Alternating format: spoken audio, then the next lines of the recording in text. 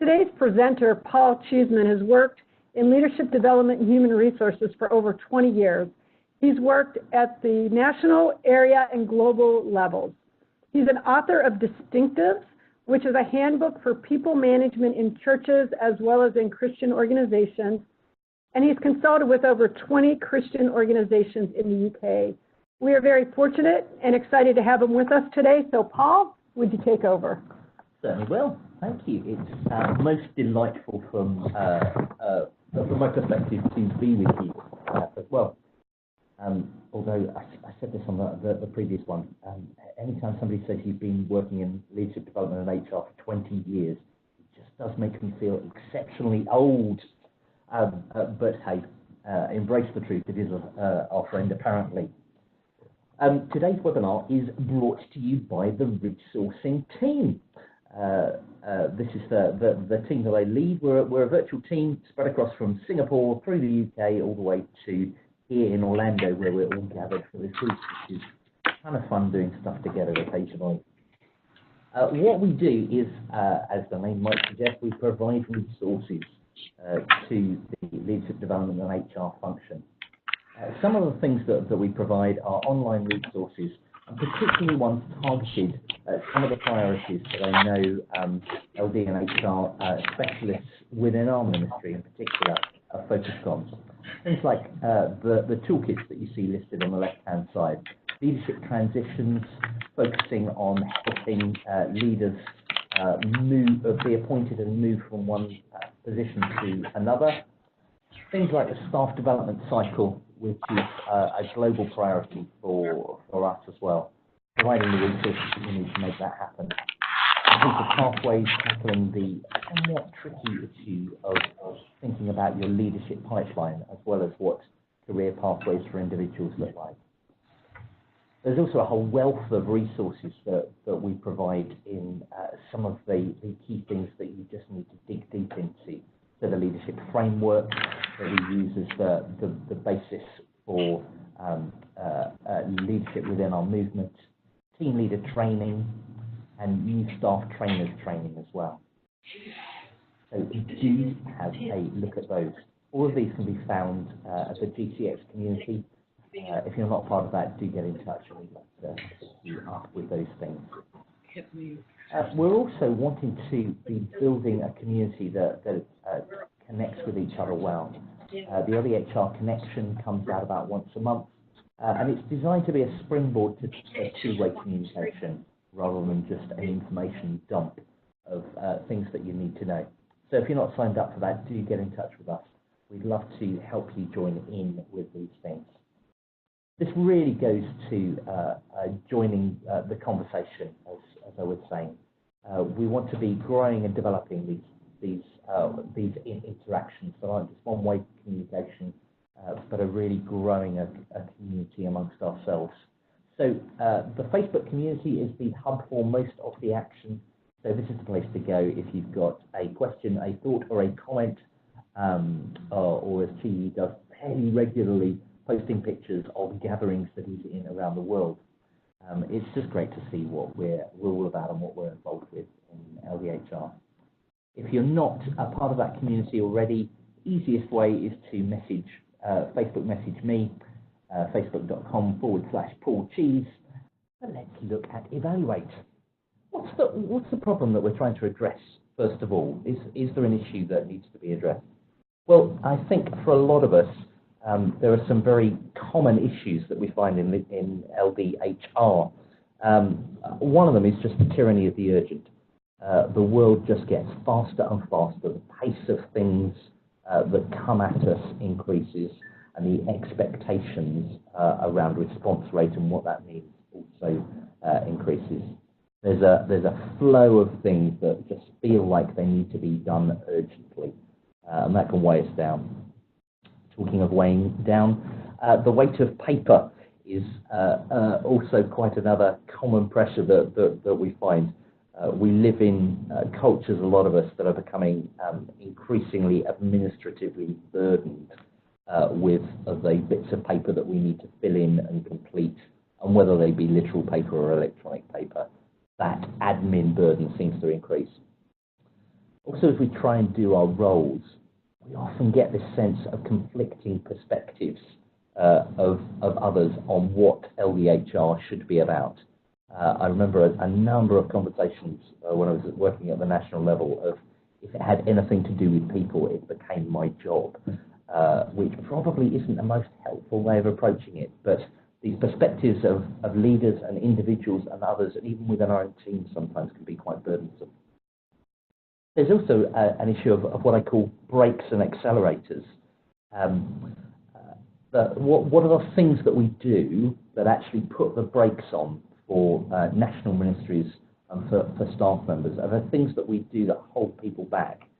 And as we look at that, we need to be looking at our role in easing the brakes off and making things easier for it. But even when we do that, they're not often the things that will accelerate us forward as a movement. So balanced with easing the brakes, there's always this sense of what are the things that we can lean into that will actually accelerate our movement forward. So that's a little bit of the problem of the things that gather around us that cause us to get weighed down after this vast array of things that we feel are on our plate. Now, one of the ways forward, and I'm certainly not going to oversell this and tell you it will solve all your problems in LDHR, but a way forward that you might be able to use to start sifting through what priorities might look like is the tool that we're going to be looking at this evening, Evalu8. What it does is it creates an environment for standing back and looking at the whole, seeing what's missing in our role that we're doing, maybe which areas are we giving more focus to than others, and which areas do need us to lean in a little bit further on focus. So it's these 8 steps. This is where the name originally came from, Evalu8, the 8 steps. Starting with familiarising ourselves with the framework that we use to look at this, gathering together a team of people that can work through this process, getting an idea of the context, the ministry environment that you're working within, prioritising what's important right now, the process of actually evaluating where you are yourself and what you're doing, determining what the next steps might be, coming up with a realistic plan, and then always the trickiest part, actually putting it into action. So we're going to be working through those 8 points to see what they look like in practice. So first of all, familiarising. The framework that we've used, if you work within Career or Campus Crusade Ministries in LDHR, you may well already be familiar with it. But it originally comes from a book by Dave Ulrich called HR Champions. And it identifies these 4 quadrants that you see on the screen. We've reworked it, so this is more our language around it now. But the original source came, as I say, from HR Champions. So it looks at these 4 areas. Strategy, first of all. How do we partner with mission leaders at a strategic level to help achieve the people objectives of what we're trying to do? Development. How are we developing leaders who will effectively build movements? The care piece. How are we ensuring that all staff are known, needed, and have a future? And those all-important processes. How are we implementing processes that make staff life easier rather than burden people down? You'll see in those quadrants that actually the top 2 are more future-focused, and the bottom 2 are more present tense focused. There's also a bit of a left-right split, with the left-hand side being more the systems of what we're involved with, and the right-hand side being the people function, the front line of what we do in LDHR. Going a little bit deeper, you'll see strategy has got these elements in it. They're certainly not exhaustive, but they're good categories to look at. Strategic engagement, leadership pipeline, organisational development, and culture. We're going to be coming on to these in a minute in terms of what I mean. The development area looks at the leadership framework and common language around there, training and development for all staff at every level, team development and how we look at teams, and also assessments that are used. care piece looks at the whole area of member care itself, staffing and what that looks like at the national and local level, the staff development cycle, which has been quite a focus for us, and also personal development, making sure that individuals continue to grow. And the processes, of which there are frequently many, a lot of them fall into the categories of recruitment, then selection, the services that we provide for staff, and also processes around policy and legal issues. So that's step one. You are familiar already. You can tick that off your list. The second step is gathering. What we hope Evalu8 will be is a bit of a discussion. And discussions always work better when there's more than one person in the room. So you want to gather together a team of people. But when you think of team, there's a couple of different ways of looking at it. Some people just think of their immediate people that they sit with quite often in an office, but there's quite often a wider team involved in leadership development and HR. They may well be people that just come in to do evaluations or interviews for new staff members. They may be folk that focus on member care.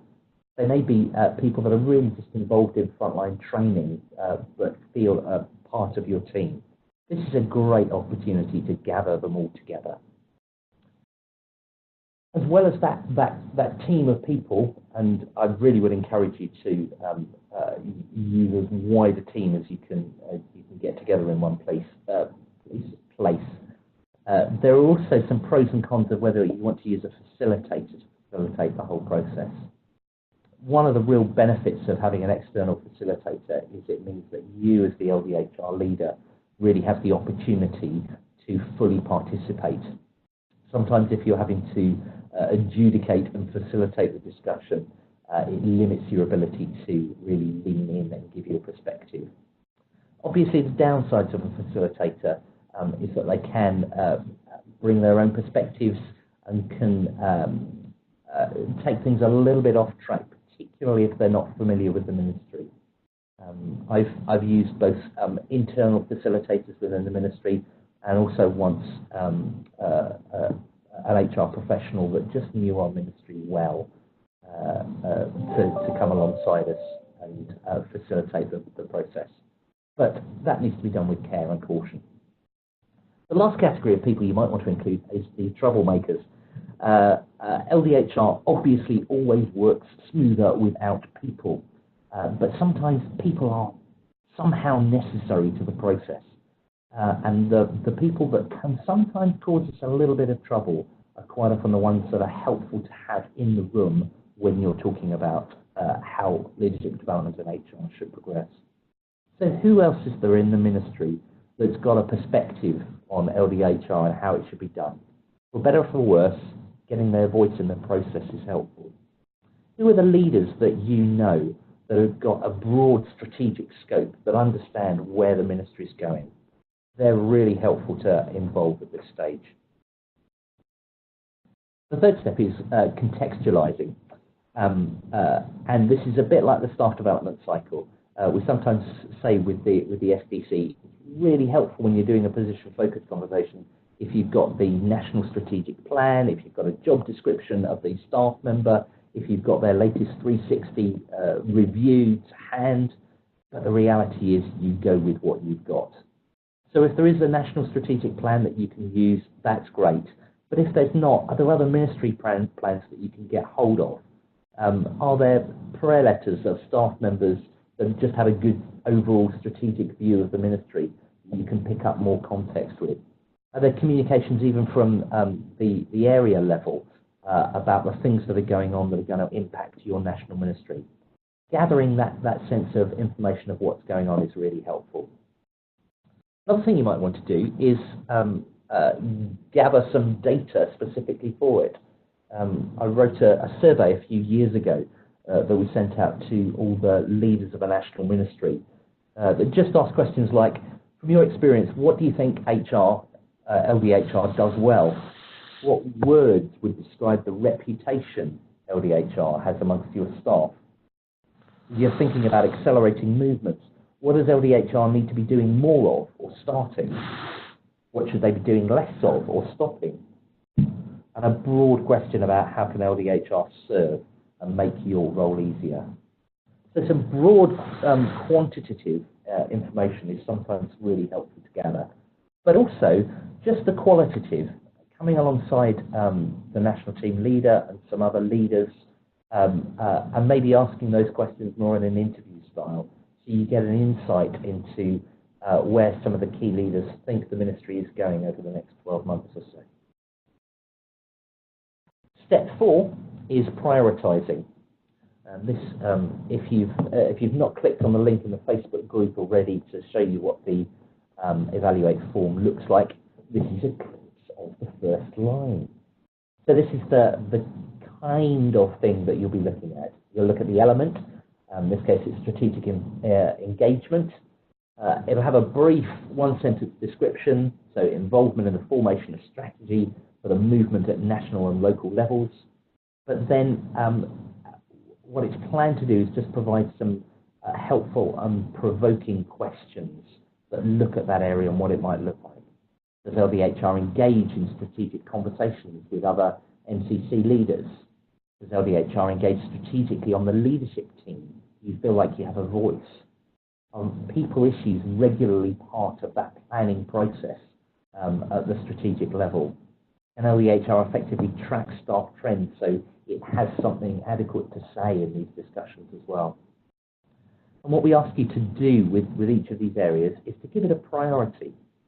Now, the real important issue on priority is to not view things through your own lenses. There's always a tendency to view priorities as what's important to you as an LDHR leader. But thinking about the national ministry and the context piece that you've worked at, what are the priorities of the national ministry? We've, as a suggestion, we've asked you to rate them in this handy acrostic of Thorn decks. What priorities would you say are top? And be really careful about what you put as top priorities. Again, this can sometimes be a little bit overwhelming and you just want to put everything as a top priority, but it won't really help. So maybe in each of the 4 quadrants, maybe only have 1 or possibly 2 top priorities. But beyond that, what's high, what's medium, and what's low priority? And then also, reality is our friend in these things.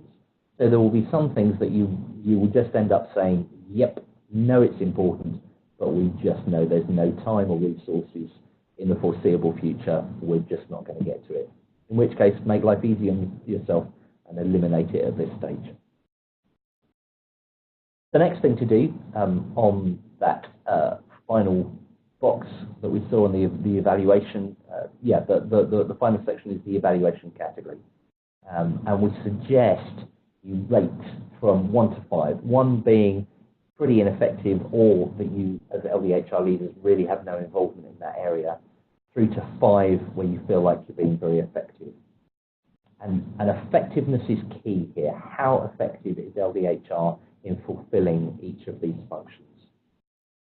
There's also a not applicable category.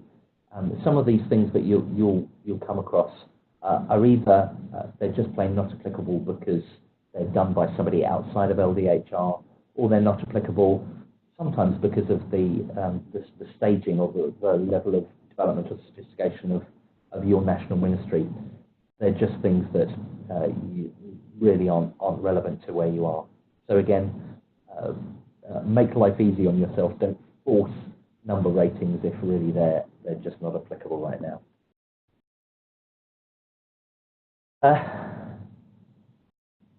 This is where we dig into the material itself.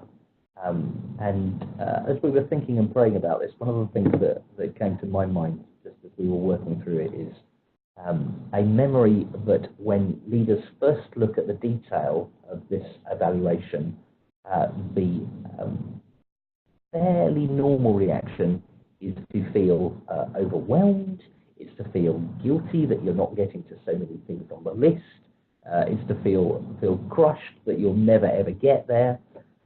But this is not the objective of what we're doing here. By necessity, what we've tried to do is really cover all the bases. But the whole point of this evaluation is to give you the scope of things that could be involved in your role and push you towards what are the things that should be priority right now. So this will be my encouragement for you, and this will be my prayer for you as we leave this session here today. That this won't be an overwhelming thing, but it'll just give you a vision of where things are going. But that the Lord will lead you into the specific things that we should be doing. So let's just have a look through this and see what's involved. We'll go fairly rapidly through it because I don't want to. Well, you'll get a chance to look through it when you plan a time to do this. So in the strategy quadrant, first of all, you've got strategic engagement. That's that sense of what's the capacity and what's the willingness in some senses for LDHR to have a strategic voice within the ministry and in planning the future. We used to talk about being a strategic partner in this. Is that how LDHR is viewed? Leadership pipeline and succession planning are issues that are at the top of an awful lot of leaders thinking at the moment. Just thinking through how can we develop sufficient leaders for the things that God's calling us to in the future. Organisation development, certainly in the secular environment, this is a huge piece, and OD specialists are the ones that are quite often paid the big bucks. But for our part, it's what's our involvement in figuring out how an organisation should be structured, and particularly in light of the people issues, what's our voice in there? And organisational culture is something that should be owned by everybody within the ministry, but that sense of being a culture shaper is clearly part of the LDHR role. So how does that look, and how does it work its way out? In the development quadrant, we've got a few more for you. Leadership development, and particularly focused on the leadership framework. We gave you a resource right at the beginning of this session of an awful lot of things that you can take up as you think through leadership development, and having leadership development that's really focused on our framework and growing in those areas. Induction and new staff training, quite often done by other people, but part of the overall remit of LDHR, making sure new staff join well and are equipped for their roles. Beyond that, role training, what's our role in helping figure out specialised training for those taking on new roles that they've not undertaken before. Team development, quite often BPMT, Building Powerful Ministry Teams, is the tool that we're using increasingly around the world within our movement to focus on growing together as teams rather than just as individuals. Assessments that, again, depending on where you are in the world, there's normally a wide array of personality and other assessments that are used, and a lot of the leaders have their favourites, but whatever it is, how is it being used to grow common language, to really help understanding of relationships within teams, and what individual contributions might be. And then the issue of retention. Not that we want to keep all our staff members, we're about building movements, not just the staff. So staff leaving can actually be really helpful for our movement and for the kingdom. But how do we help the right people stay well? How are we making sure the things that might trip people up or force people out before they should be leaving? What's our role in helping figure those things out? Third area is the care area, which is the broad category of member care. Watch this space. The resourcing team are working on some resources around member care and helping you think through what your role might be in that one. Staffing and placement, having that sense of being at the right place at the right time, being equipped in the right way, is something that we should be leaning into. Ministry partner development, again, without the financial resources to make all these things happen, ministries come to a grinding halt really quickly. So are we making sure folk are equipped well in that? Personal development, that idea of individuals really owning their own development, but being equipped and enabled to do that well. And a particular tool around that is the staff development cycle. And again, if you're not aware of staff development cycle, please do get in touch. We'd love to help you with that. Career path planning. We, as a movement, have quite a philosophy that this is somewhere where you can stay for a long time. We're not a ministry that is just focused around seeing people join us for a couple of years and then move on. So how are we helping staff think through what staying with us long term might look like? Recognition and awards are always tricky in not-for-profit sector generally, particularly in organisations where you raise your own personal support to do it. But how can we recognise and acknowledge staff for the contribution that they've raised? And then finally, at the end of that, recognising that God calls people on, and how can we make that process as easy and as smooth and as positive for all involved? The last section is that love it or hate it section of processes. Recruiting, our role in helping candidates catch a vision for joining our movement. Application systems, having systems that make the process of joining easier rather than harder. Information systems, whether it be manual personnel files or more IT-based systems, have we got a system that's efficient and effective for gathering and storing data? Communication, there's always things that LDHR needs to be communicating out and hearing from people. So what are the systems we have in place for that? Compensation and benefits, again, is this appropriate? Does it feel well? Can staff actually live adequately without living, that luxurious lifestyle? Not a common problem, really. But it's that balance of making sure it works well. Policy and legal administration. Again, policy is something that tends to grow exponentially the longer you're around. But alongside that, a lot of us work in legal environments that are becoming harder to navigate. Sending and receiving, what are the processes for staff moving internationally? Risk and crisis management, again, it's becoming more of a specialised area, but are we aware what that looks like, and can we evaluate that and put contingencies in place for that? And organisational research. Do we have our finger of the pulse of what's going on inside the movement and also externally in the world, the wider world of human resources and development? This is the point where I just want you to pause, breathe deeply, trust in the Lord, and tell yourself it's going to be okay.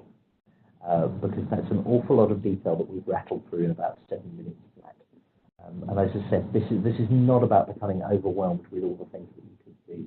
It's about asking the Lord to pinpoint the areas that you need to be focusing on as you move forward. So, beyond that, there's a sense of determining. You've evaluated all of these different areas, but how do you move forward? At the simplest level, there's this intersection of priority and evaluation. So those two scores. What are the things that are scoring high as a ministry priority, but are actually scoring quite low in terms of your own evaluation of your effectiveness? That's a really good indicator of what you should be working on. If you know there's something that's really important for the national ministry as it moves forward, but you also see that you're struggling in your own team to get ahead of this, that would be a really helpful area to start. But there's also six factors that I've sometimes talked through with folks when we've been looking at this. And they're about small initiatives of the national ministry. How can you come alongside the things that the national ministry want to lean into well. Spotting mismatches. Are there any things that actually field ministry is well ahead of your capacity to deliver on? Easing off of the brakes is the third thing. What are the areas that are currently causing tensions in staff life? Some of these things will be inevitable, but what can we do as LDHR leaders to make them better? Getting legal. There's quite often for a number of us a sense of living in denial about some legal things that are going on around us that possibly we need to lean into. Triggering growth. Staff that are, for instance, struggling with roles that actually with specific training that you could source and provide could really accelerate growth within those areas. And quadrant balance. Are you actually a bit lopsided in your LDHR function because you're really great on the processes but not so hot on the strategy? Are you really great at caring for staff but not leaning in so much to developing them? So those are some other factors that you might want to look into as well. Then, beyond that, there is the inevitable but rather helpful action plan.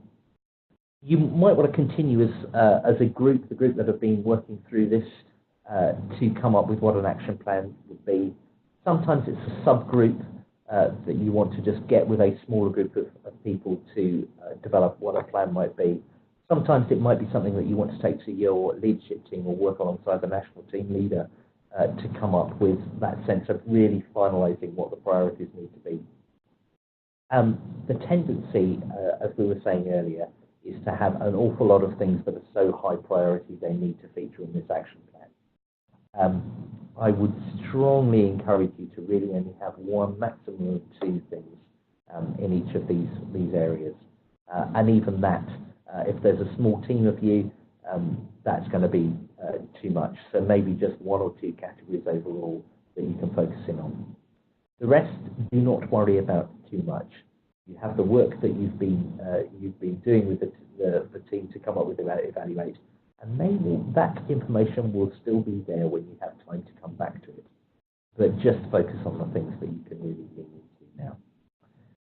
There's great biblical precedent for not going to war or building towers without counting the cost, because building towers and not being able to finish them is not a great plan. So that sense of realism as you're putting your plan together is required. Last, of course, there is the implementation, and this is a bit of a balance. If you're skippering a sailboat, most of the time your role is on holding the course. Amidst the storms and everything else that's going on about you, it's about keeping that course and holding it firm. But it's also occasionally about standing back, checking where you are, looking at the navigation and what's now around you, and making course adjustments. So there's always that sense with a plan of following it through amidst everything else that's going on, but also recognising that things change along the way. There is a question time coming up in just a little while. So this might be a time, if you have questions, because I realise I've rattled through them fairly quickly, of that you might want to start thinking about them and typing them into that little chat box. If you look at your screen, right up at the top, there's probably a little blue chat box. If you click on that, it will enable you to ask questions, and Karen will then field them as we go through. Getting practical, I thought it might be helpful for you to hear how this has worked out in practice. So my good friend and colleague, Dennis Metcalf, is just going to tell us a little bit about some of his experience. So, Dennis, you've used Evalu8 a number of times with national ministries, is that right? Yes, I've had several great opportunities to work with some national LDHR teams in Asia. I think one of the most memorable was a time in the Philippines. Okay, how did that come about? Well, the LDHR team leader, like many national team leaders around the world, was feeling a bit overwhelmed at all of the broadness of LDHR functions and responsibilities. He was requested a time for him and his team to gain greater understanding of the LDHR functions, be able to prioritize their LDHR work. So we talked a little bit about the composition of the team that was that should be involved in that. So who was involved in that evaluation? He brought together his entire LDHR team, which also included some people who were not full-time with LDHR, but were helping with some of the LDHR functions. Yeah, yeah. So I suppose bottom line, did they find it helpful? Was there some sense of benefit for them? The feedback was extremely positive. Excellent. I think they found it extremely helpful. Two maybe aha moments.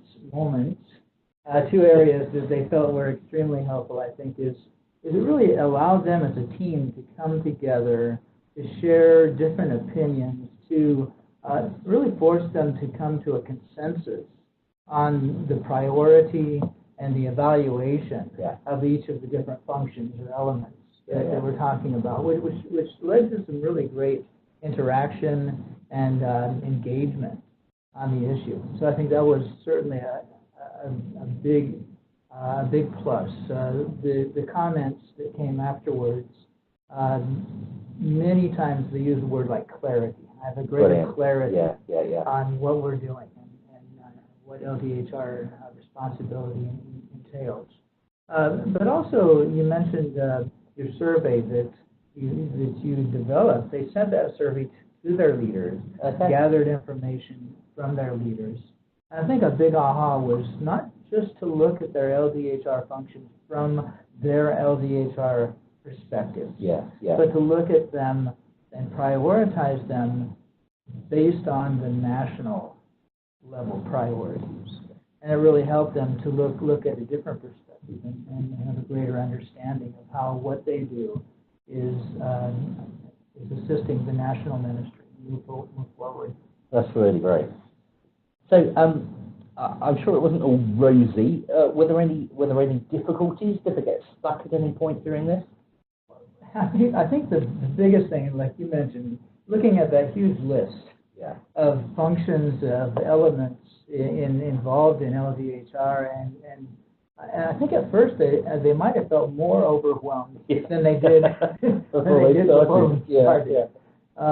But as we went through and just made sure that they had felt the freedom to say, this is not something we have the capacity to do at the moment. It may be important, but it's not something we're able to do. And to be able to say, not applicable, or to be able to put that X, and say, we are really not even going to be able to think about that right now. It really freed them up to focus on the top priority areas that they're able to work on and be effectively implementing it right now. Brilliant. So, what happened coming out of there? Were there any significant outcomes or changes that they looked at as a result of it? There were, they actually came up with 4 areas that were high or top priority areas, and yet their current effectiveness was low, relatively low. They identified 4 areas that and made tactical plans on how to improve in these areas. And that resulted in them actually looking at their team structure. Wow. And realizing that our team's current structure is not going to enable us to effectively implement these 4 areas. So they actually redesigned their team structure, reallocated different responsibilities and functions. Excellent. Well, thank you. And Dennis is living proof that a good facilitator can really help that process. For a small fee or an airfare, I'm sure he would be very willing to come and join you wherever you are in the world and facilitate this himself. And for some folk, we've found that, and particularly some cultures, that Evalu8 is just a little bit too analytical and linear. And a resource that's not often been used, but I must admit I have a little bit of a spot for, is a resource called Cyrus Journey. and it does a similar thing to Evalu8 in terms of helping you look at the span of leadership development and HR and maybe what some of the sticking points might be. It's more intuitive, it's more personal, but some people have found it a really helpful way of doing it. It takes the form of a story built around the analogy of a journey. It just helps you look at those different points along the journey of a staff member's life and what LDHR can be leaning into and doing more. I'm going to put that up on the Facebook community after this webinar, so please feel free to download that and have a look at it. Lots of pretty pictures, right up my kind of street. So, there you are. Wow, Paul, thank you. That was great. That was a lot of wonderful information. And there are a few questions for you. Uh-oh. So I would love if you have a few more minutes to just ask you a couple questions. Love to. So one question that came in is, do you have any suggestions for how to choose what to prioritize? Yeah, I think that the process itself is designed to bring those things out. So, like I said, at the bottom line, there's this sense of if there's stuff that the National Ministry is really finding important right now. So, for instance, in the UK, we've got a real growth in our game ministry, but actually we don't really have so many of the systems. And because that's such an area of growth, that would rate kind of like the 5 in terms of the need. But what they're really looking at is how to engage volunteers. So we're working alongside GAIN to really articulate what that might be like and create a whole bunch of new systems for helping move into that. So the focus always really needs to be on where the National Ministry is going and what are the things that will most support that well. Okay, thank you. So another question is, let's suppose that I'm a new LDHR leader and I really don't even have a team at this point. What would you encourage me to look at as being the most important things that I focus on? I think if the ministry is quite small, and I think if probably you're a new leader and you're the only one there, it probably is, then actually some of those they're not glitzy, they're not exciting, but the process areas are normally a really good place to start.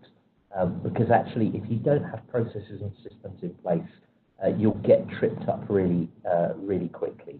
So intuitively, it always feels nicer to go for the accelerators, the things that are focused on development and that you feel will push you forward.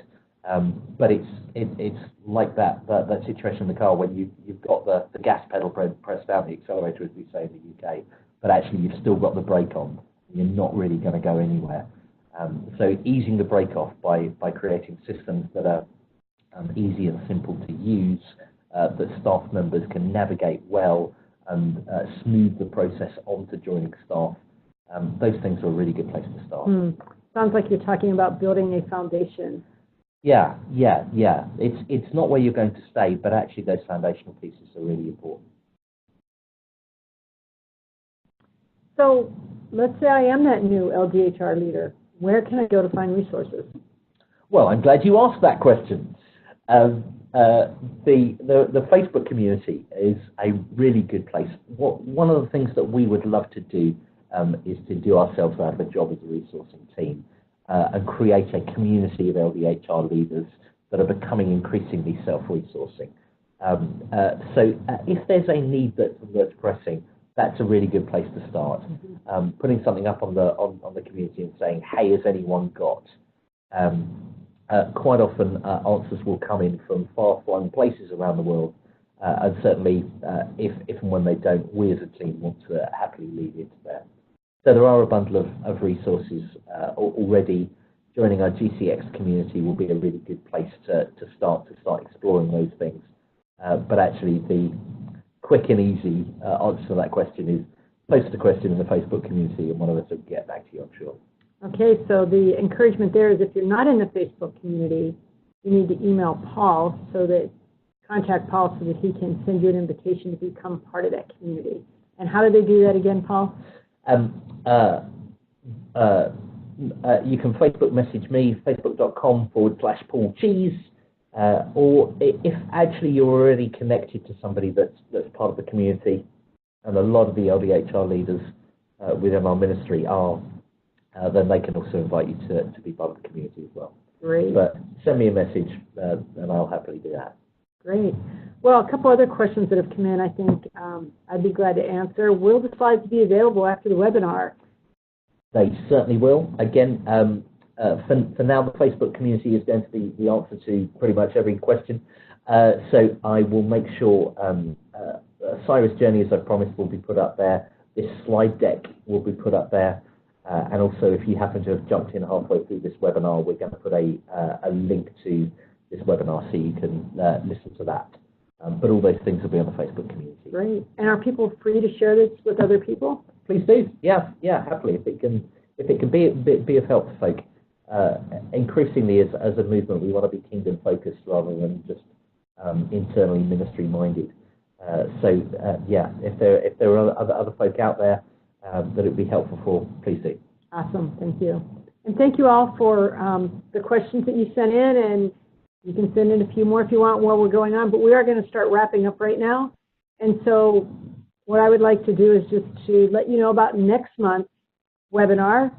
Our friend Liboy de Velez will be speaking and doing a webinar on the interior life of a leader. In other words, spirituality and leadership. And I am really personally looking forward to hearing Liboy and the things that he has learned and the things he has to share with us.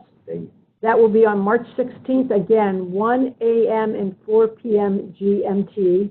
So you'll need to go online and figure out what time that is where you are, but that will be our standard times for these webinars. Anything else before we sign off? No, I think I'm good. I've had fun. Thank you for joining me. Appreciate that. Paul, thank you. Thank you for your work. Thank you for taking the time to be with us. No problem. Thank you all who've been with us tonight. We really appreciate you being here. We look forward to having you again next month.